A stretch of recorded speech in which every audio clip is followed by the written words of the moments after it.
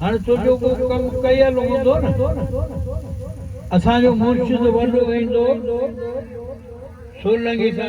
ख़बर आहे वॾी मानतो की साईं झाड़ जा माण्हू ईंदे साण कंदा साईं द्वारी द्वारी द्वारी का बंदे में बंदी खणी आयो या आऊं दुआ सिर्फ हिकिड़ी दफ़ो पूरा आई मुंहिंजी ख़िदमत करियो यानी ख़ुशि ॾिसो तंहिंजो मूंखे चए मुंहिंजी दुआ क़बूल न पए त मुक़दर जो करी